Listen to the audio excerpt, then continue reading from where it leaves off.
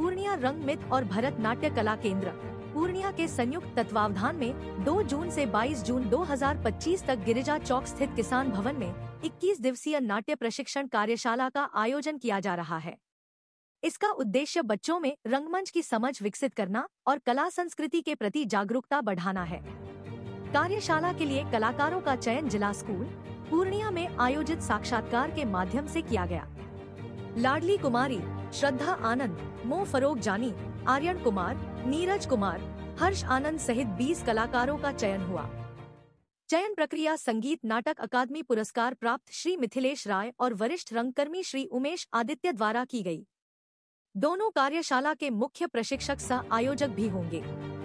प्रतिदिन दोपहर 2 बजे से शाम 6 बजे तक प्रशिक्षण होगा। कार्यशाला में एक नाटक तैयार किया जाएगा और कलाकारों को रंगमंच के विभिन्न पहलुओं की जानकारी दी जाएगी। कार्यशाला का उद्घाटन समारोह 2 जून को शाम 4 बजे होगा। उद्घाटनकर्ता होंगे सदर विधायक विजय खेमका, महापौर विभा कुमारी, उप महापौर पल्लवी गुप्ता और जिला खेल पदाधिकारी पंकज पटेल। कार्यशाला निःशुल्क है। जो कलाकार साक्षात्कार में शामिल नहीं हो पाए वे 2 जून को संध्या 3 बजे तक किसान भवन में आकर साक्षात्कार दे सकते हैं। कार्यशाला प्रभारी रजनीश आर्या को बनाया गया है। आयोजन में मिथुन कुमार, दीपक कुमार, शशिकांत प्रसाद सहित कई रंगकर्मी सक्रिय भूमिका निभा रहे हैं।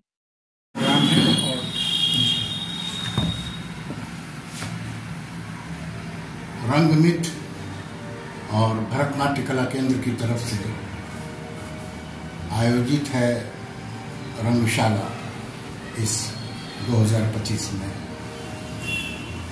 जिला स्कूल में हमारा ऑफिस है रंगमित्र का, भनक का, और यहीं पर से हम आज बच्चों का इंटरव्यू लिए हैं। 20 बच्चे करीब सेलेक्टेड हैं और भी संभावना है कि 10 बच्चे आएंगे तो हम उनको भी नाराज़ नहीं करेंगे, उनको भी हम वर्कशॉप में शामिल कर देंगे। हमारा वर्कशॉप हो रहा है टाउन हॉल में, किसान भवन है, वहाँ हर दिन 2 बजे से 6, सवा 6, साढ़े 6 तक होगा हमारा वर्कशॉप। 2 तारीख को हमारा उद्घाटन है किसान भवन में ही, टाउन हॉल में, 2 तारीख को 4 बजे। उसमें हमारे पूर्व सांसद, हमारे विधायक, ये बिल्डिंग भी विधायक नहीं बना के हमें दिया है, तो विधायक, मेयर, उप मेयर और भी जो सम्मानित लोग हैं शहर के, साहित्य कला संस्कृति से जुड़े हुए तमाम लोग आ रहे हैं, शिरकत करेंगे उसमें। और 20 दिन का ये ट्रेनिंग होगा, वर्कशॉप होगा, जिसको कि एक तो उमेश आदित्य जी हैं, एक मैं हूँ, शशिकांत हैं, अर्नब हैं पीछे, अभिनव, मिथुन जी हैं जो कोऑर्डिनेटर हैं इस रंगशाला के, वो सब लोग मिल के संभालेंगे। और बाहर से भी कुछ प्रशिक्षक आ रहे हैं जो बच्चों को ट्रेनिंग देंगे। यही है। हम आप लोगों का धन्यवाद करते हैं, एहसानमंद है कि कला संस्कृति के बढ़ावा के लिए जो आप लोग पत्रकारिता के माध्यम से कमर कसे हुए हैं, उसके लिए हम धन्यवाद देते हैं आपको। आप हैं उमेश आदित्य।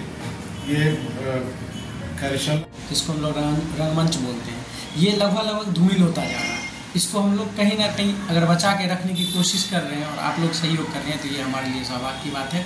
हम नए बच्चों को फिर से एक बार रंगमंच से रूबरू कराएंगे और हमारी कोशिश जब तक रहेंगे निरंतर जारी रहेगी। एक चीज़ जानना है, दूसरे स्टेट में जो है रंगमंच के और जो है लोगों का रुझान, बच्चों का रुझान ज़्यादा होता है, लेकिन बिहार में ऐसा क्यों है? बिहार में यदि पटना की बात करें तो वहाँ रंगमंच को लेकर के बहुत ज़्यादा रुझान है, लोग जुड़ रहे हैं। लेकिन वही पूर्णिया आने की बात करें हम लोग, क्योंकि सीमांचल और पूर्णिया में रह रहे हैं, तो पहले के बरस पर थोड़ा सा सुधार तो हुआ है, लेकिन अभी बहुत सारा जो है यहाँ पे लोग नहीं जुड़ रहे हैं। उसमें अनिल जी ऐसा है कि पहले हम लोग बचपन में सुनते थे माँ से, बाबूजी से, कि पढ़ोगे लिखोगे बनोगे नवाब, खेलोगे कूदोगे तो बनोगे खराब। लेकिन अब गार्जियन भी जागृत हो उठे हैं और बच्चे भी अब उनका जो प्रधानता है वो अग्रसर है अच्छी दिशा में। अब ये कहा जाता है कि खेलोगे कूदोगे तो बनोगे नवाब, अब पढ़ोगे लिखोगे तो होगे नहीं खराब नहीं, तब और बेहतर होगा। तो परंपराएं बदल रही हैं, समय बदल रहा है, कला का रुझान जो है, ऐसे पूर्णिया को सांस्कृतिक राजधानी का दर्जा है और जो भी उसमें वर्षों में इसी जिला स्कूल के उस व्यायामशाला में कार्यशाला किया।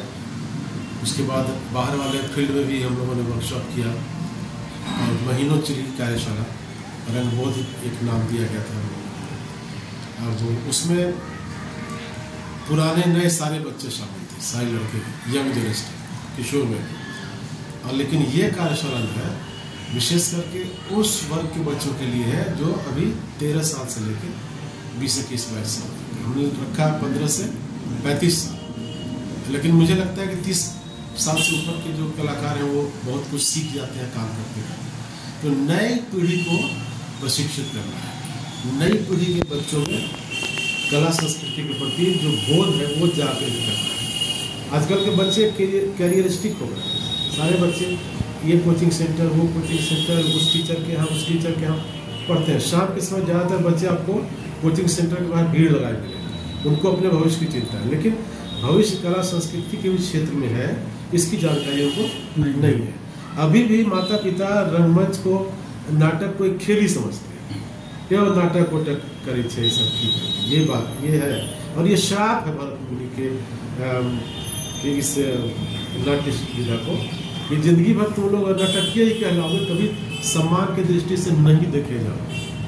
ये है, लेकिन अब समय बदल गया, अब सम्मान भी मिलता है और अभियान में आगे बढ़ने में सहयोग भी मिलता है। लोग गार्जियन भी बहुत कॉन्शियस हो गए। आप चले जाइए दुर्गाबाड़ी शाम में, हर घर से आपको संगीत की, हारमोनियम की, गायन की आवाज़ सुनाई देगी। लगभग किसी न किसी गली में मोड़ में प्रैक्टिस चलता रहेगा। लेकिन है कि आप जंगल में मोड़ कर किसने आप सामने आइए, मंच पे आइए, कुछ जानकारी परफॉर्म कीजिए, प्रदर्शन कीजिए अपनी कला का।